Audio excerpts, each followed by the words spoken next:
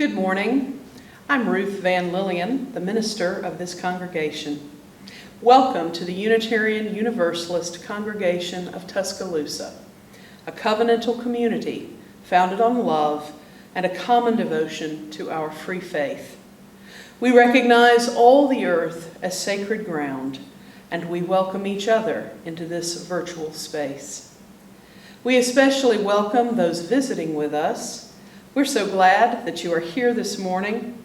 We invite you to connect with us through the comments or via our website or Facebook page.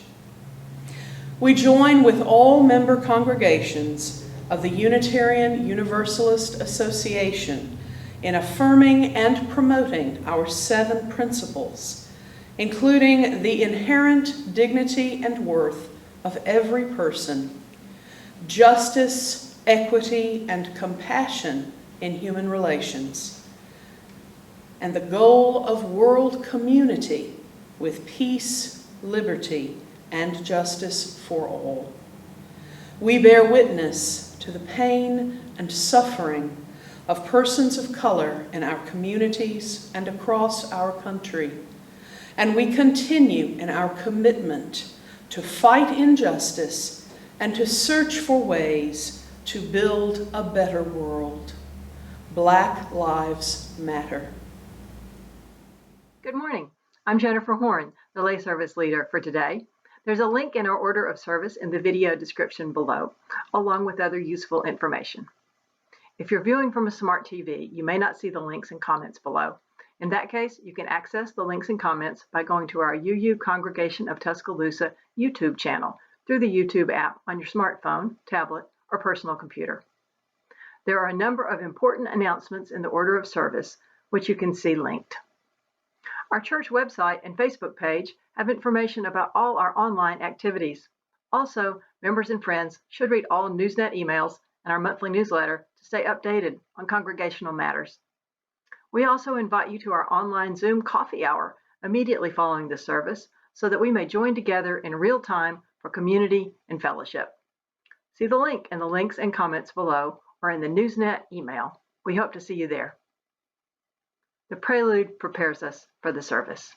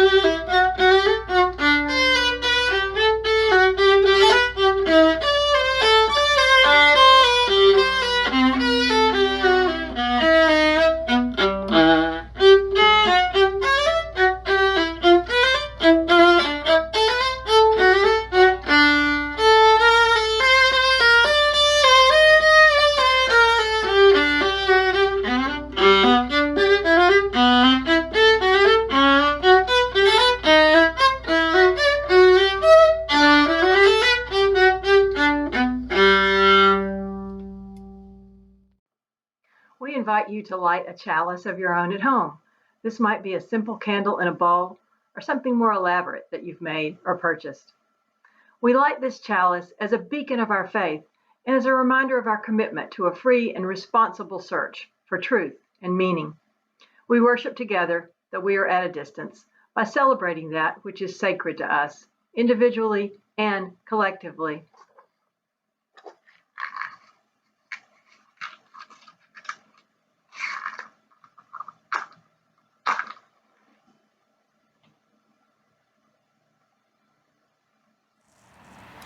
Our opening words are call and response. I invite you to respond, "You are welcome among us." If you are a seeker, a questioner, a believer, or an unbeliever, you are welcome among us. No matter your national origin or ethnic background, you are welcome among us. No matter your race or the color of your skin, you are welcome among us. No matter your sexual orientation or gender identity, you are welcome among us. No matter your education or income, you are welcome among us. Whoever you are, whatever you are, wherever you are on your journey, you are welcome among us.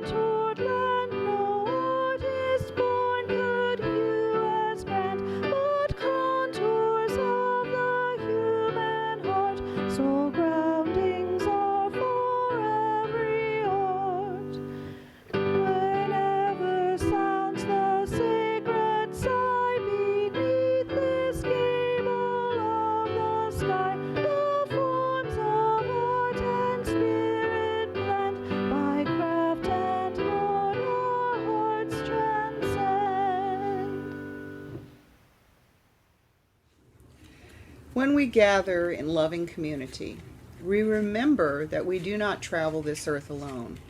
We share our lives as we light candles and hold each other in meditative thought and reverence. I will light a candle in my home as you light a candle in yours, and we will observe a moment of silence while you share your joys and burdens in the comments below and engage with each other in celebration and condolences.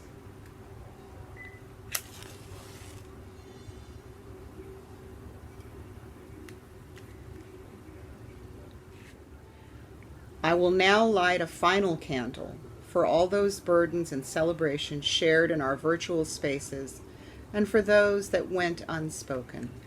May the warm light of these flames bring us peace.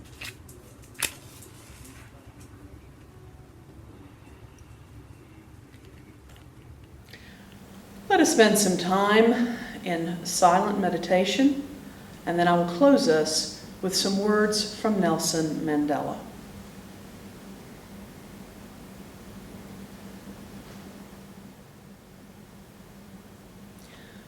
We understand it still, that there is no easy road to freedom. We know it well that none of us acting alone can achieve success. We must therefore act together as a united people for national reconciliation, for nation building, for the birth of a new world. Let there be justice for all. Let there be peace for all. Let there be work, bread, water, and salt for all.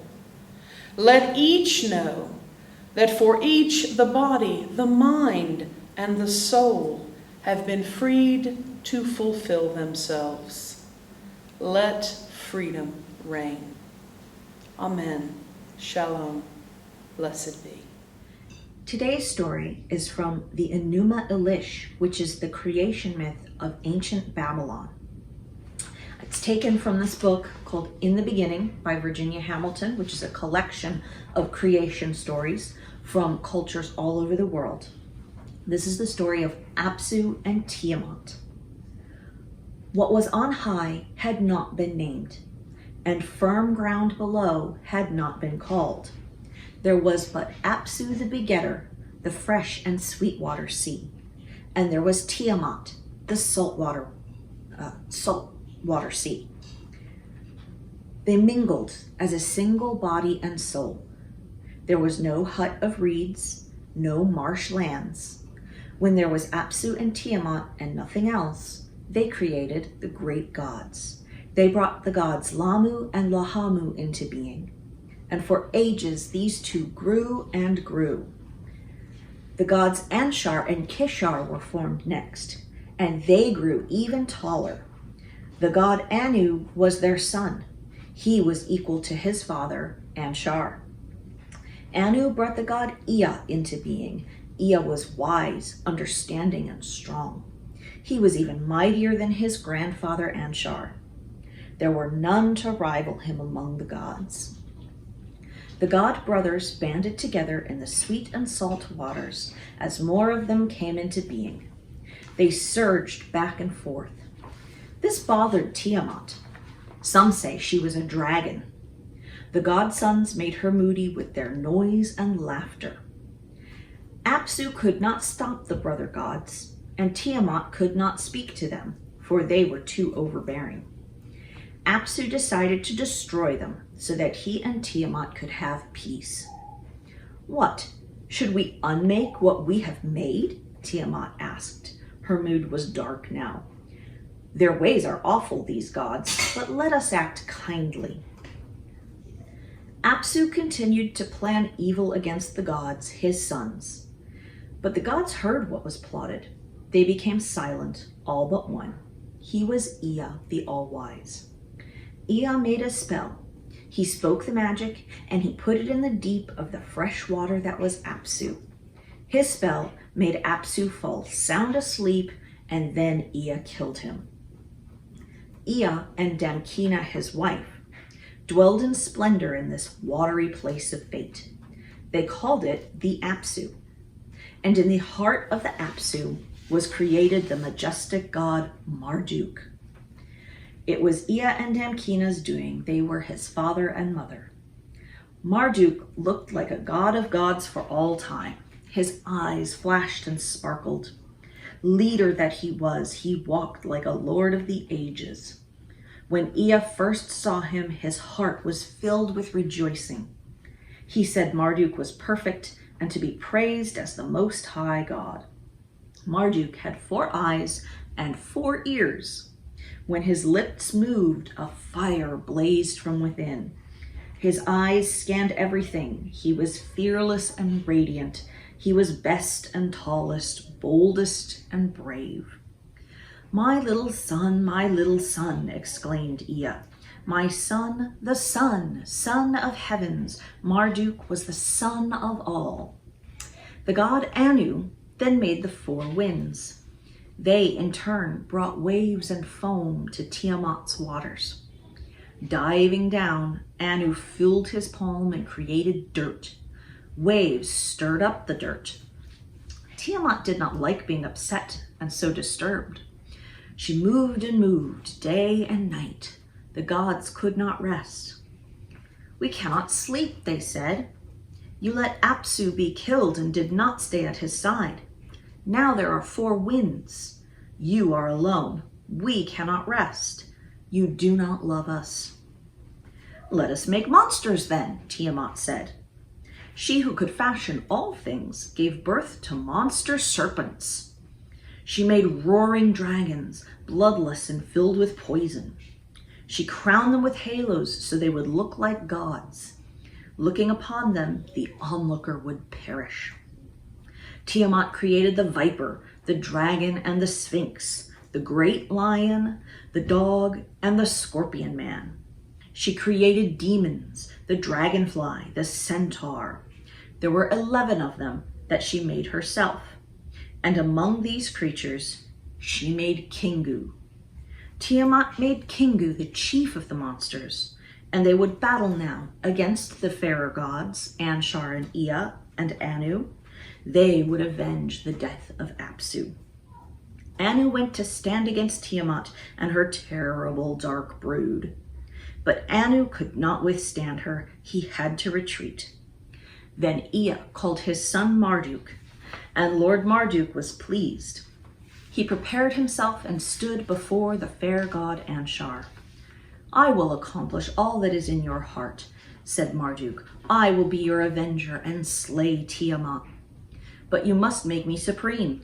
From now on, my words will fix the destinies of the gods, and whatever I create will remain unchanged. So the gods agreed to grant Marduk kingship of the universe, but first they spread the starry robe of the night sky in their midst. The gods said to Marduk, "By your word, make the robe vanish." Marduk spoke in words of sun and light, and the robe vanished. "By your word," said the gods, "let the robe appear again." Marduk spoke in words of night and stars, and the robe was seen again. The gods rejoiced. "Marduk is king," they said. Then Marduk made ready for battle. He took up his scepter the gods had given him, his royal ring, and his thunderbolt. He took up his bow and arrow and his club. He placed lightning in front of him and made his body full of flame. He made a net to trap Tiamat. The four winds helped him so that she could not get away. He brought evil winds, whirlwinds, and hurricanes to stir up the waters of Tiamat. He rode his terrifying chariot of rage. To this he tied his team, the killer, the crusher, unyielder, and fleet. Lord Marduk went forward wrapped in armor, his head dressed in a turbaned halo. He went to face fierce Tiamat. He had magic in his mouth and a root against poison in his hand. The gods milled all around him. He went forward and looked inside of Tiamat. "You have put Kingu in place of the rule of Anu, and against Anshar, king of the gods. Stand up now and fight me." Tiamat cried out in fury. She cast her spells. The Lord Marduk spread his net to entrap her. She screamed out a poison. Then Marduk unleashed an evil wind. Tiamat spread her mouth to eat him. He drove the evil wind down her waterspout. Marduk let loose his arrow. It cut Tiamat in half. Lord Marduk stood above Tiamat as she died. Her monsters and demons trembled with terror. Marduk captured them and smashed their weapons. When these dark gods cried out, Marduk crushed them underfoot. Turning back to cold Tiamat, Marduk raised one half of her on high. He made it the heavens. Then he surveyed the Apsu of Ea, his father, and the deep waters. The other half of dead Tiamat he made the earth, as a great abode above the Apsu. Marduk the victorious made the days of the year, and the order of the planets, and the moods of the moon. He made constellations of the gods. He stood still for an age, having a strange and wondrous thought. He told Ea, his father, "I will have blood all around us. I shall frame it with bone. I shall build a creature. Man shall be his name," spoke Marduk. "O man, you shall serve all of the gods." And so it came to pass, the Lord God Marduk spoke it. He let there be man, and thus freed the gods from eternal labor.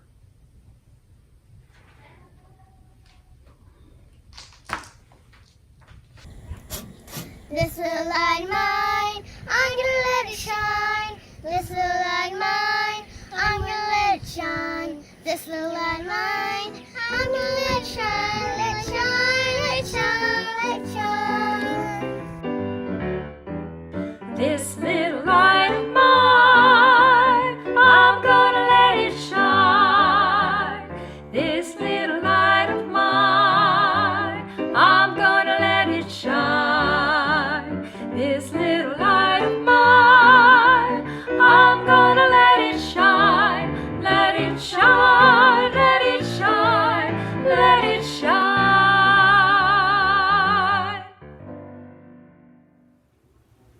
Out of gratitude for all we have been given and all we have now, we share our resources because we love and trust each other, and because this church enriches our lives and empowers us to make a world a better place. We rely upon each other, members and friends, and we appreciate the payment of pledges and the generous donations to support the legacy, vision, and work of this church community.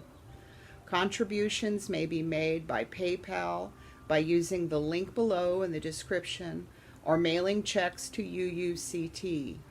All undesignated contributions will be divided between our Split the Plate recipient organization and our congregation.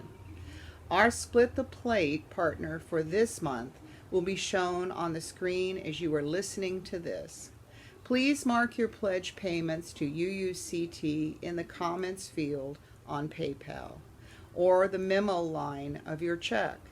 If you prefer to write a check to the selected organization, please mail it directly to the address we include in the description of this video. The offertory music will continue in this window as you open a new window to make your contributions. 46.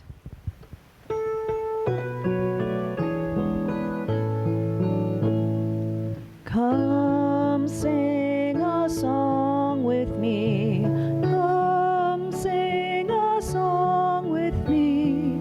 Come sing a song with me, that I might know your mind. And I'll bring you hope when hope is hard to find. And I'll bring a song of love and a rose in the winter time.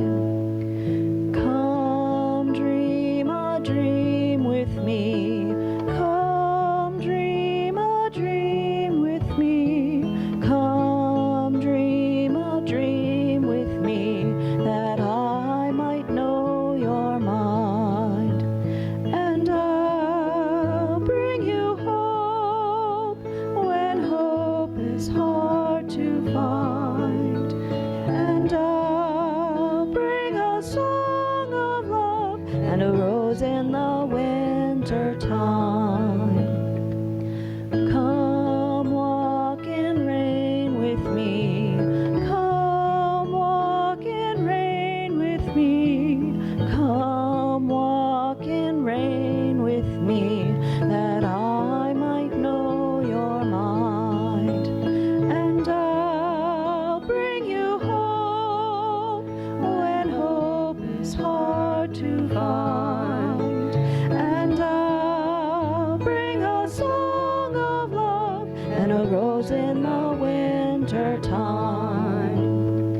Come share a rose with me. Come share a rose with me. Come share a rose with me, that I might know your mind.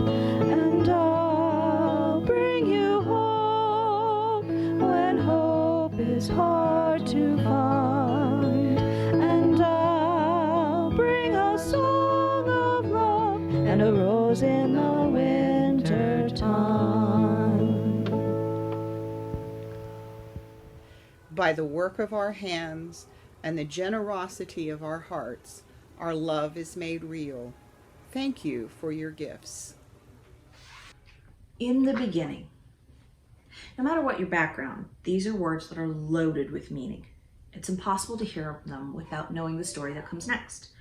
A different story in different cultures, perhaps, but still it's a story you've known since childhood. In the beginning, God created a deity, acting with intention, forming something meaningful, something alive, something special out of nothingness.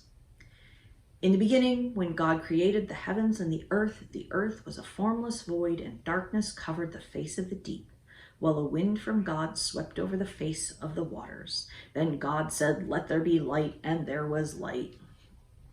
Across the world, every culture, everywhere, in every time, seeks to answer this question of where we come from in some version of a creation myth that is central to their spiritual and cultural identity. It's a universal human experience, this idea of creation.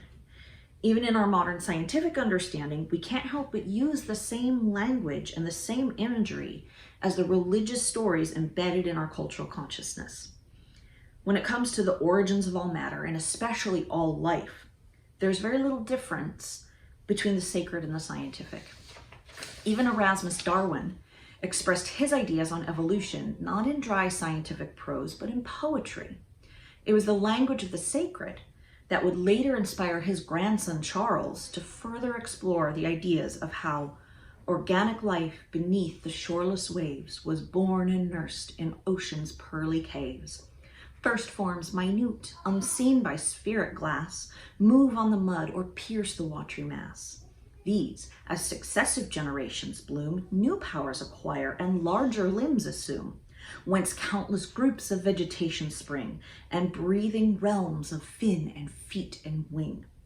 Thus the tall oak, the giant of the wood, which bears Britannia's thunders on the flood, the whale, unmeasured monster of the main, the lordly lion, monarch of the plain, the eagle soaring in the realms of air, whose eye undazzled drinks the solar glare, imperious man, who rules the bestial crowd, of language, reason, and reflection proud, with brow erect, who scorns this earthly sod, and styles himself the image of his God, arose from rudiments of form and sense, an embryon point or microscopic ence.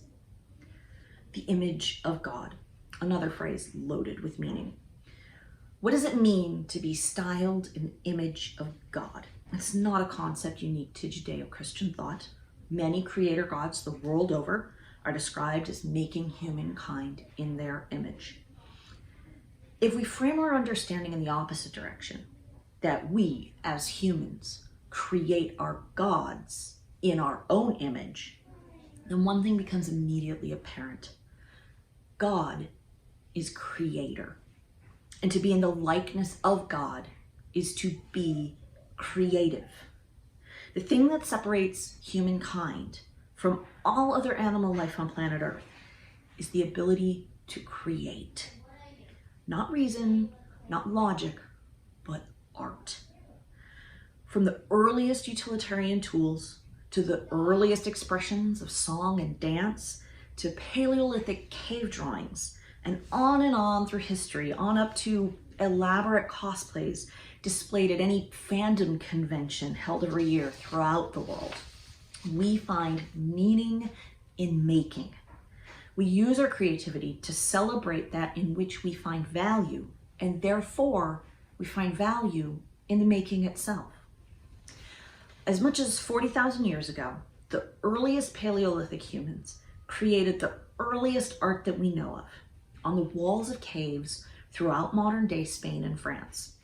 The technology required to create these masterpieces, spreadable pigments to paint with, light sources to illuminate the deep recesses of the cave, even planing tools to flatten the walls that were to be painted, were all spurred not by an animalistic drive to eat or mate, but the uniquely human drive to make. Precious resources that could have been more practically spent on physical survival were dedicated to this act of creative expression, to make something not useful, but meaningful.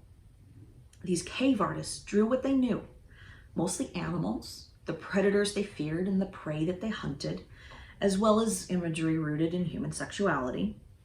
They ventured deep into these caves, deeper than the shallows where they made their homes, braving the darkness, unsure footing, and hibernating bears to leave their creative mark on walls they had no reason to believe would ever be seen by another human eye.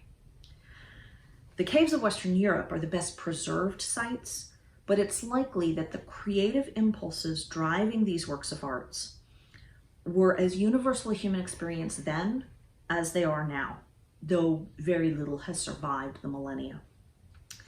Besides painting the walls, Paleolithic humans also exercised creativity on stone sculptures, depicting the same animals they painted, as well as fantastical human hybrids, and perhaps most importantly, the Venus figure representing the divine mother goddess, worshipped by the earliest civilizations. The earliest humans were driven by a desire for beauty that went beyond the animalistic drives that govern natural selection. Even the utilitarian stone tools of this time were were often formed to be more aesthetically pleasing than they needed to be in order to function properly, employing a shinier piece of flint or a uniquely shaped piece of wood from which to carve a more artistically interesting handle. It's true that anthropologists argue over the true cultural significance of Paleolithic cave art and the motivation of the artists that created it, but one thing is certain: it's old. Very old as Homo sapiens itself. And creative expression through the less tangible media of song, dance, and storytelling is even older. And the notoriously complex cognitive ability of our species has both driven creative expression and been driven by it. It's how we record our history, how we teach our offspring, and how we shape our culture. Artistic expression predates organized religion, but just like our cognition, it has a synergistic relationship with the faith traditions of all human cultures in the world. What is sacred is represented artistically, and what is artistically represented becomes sacred. Art taps into that place in our brain that is uniquely human, a place of transcendent meaning that can't be understood by pure logic. We can mark musical notes on a page, but we can all feel the difference between a computerized synthesis of the written pattern and a heartfelt, soulful human performance. This distinction lies in our understanding of what it is to be spiritual. In the words of the psalmist, "Make a joyful noise to God, all the earth. Sing the glory of his name. Give him glorious praise. Say to God, how awesome are your deeds. Because of your great power, your enemies cringe before you. All the earth worships you. They sing praises to you. Sing praises to your name." A joyful noise. Not a technically perfect one. Joyful. Artistic talent is worthy of celebration, certainly. But talent is not a prerequisite for participation. We are humans. Artistic expression defines us. We get so caught up in the talent of our most celebrated artists, musicians, and storytellers that it's easy to forget that the purpose of art is fundamentally expression. An expression of the human experience that goes deeper than the external enjoyment of a technically proficient performance, but that finds the core emotional experience of humanity in a way that has value to the creator, not just the audience. If Tommy Chong wants to put on a pineapple costume and sing "I Will Survive" kind of badly for all the world to watch, the unfettered joy of that artistic expression represents as much a sacred act as any church choir performing Handel's Messiah as a religious Christmas celebration. As Unitarian Universalists, we're uniquely poised to recognize the universality of this human experience. Our free and responsible search for truth and meaning allows us to draw on the lived experience of all human cultures to see a more complete picture of our artistic differences and similarities, and our valuation of the worth and dignity of all human artists, which is to say, all humans, elevates the expression of art to the realm of the sacred, regardless of the cultural or traditional or religious tradition that spawned it. A modern secular scientific understanding might tempt us to abandon the idea of the sacred or the holy, but art takes us beyond the bounds of logic. We have a better cognitive understanding of our origins and our biological makeup than any ancient sun worshippers could ever have imagined. But there's a tendency to denigrate those early belief systems as superstitious or primitive. I maintain that when we lose our sense of the holiness of creation, we lose some of what it means to be human. We're not mere flesh bags driven by chemical reactions and the will to survive. We are that, but we're also something more. We are makers. We are painters. We are singers and dancers, and more than anything, we are storytellers. And there is no creation more sacred than our universally shared human story.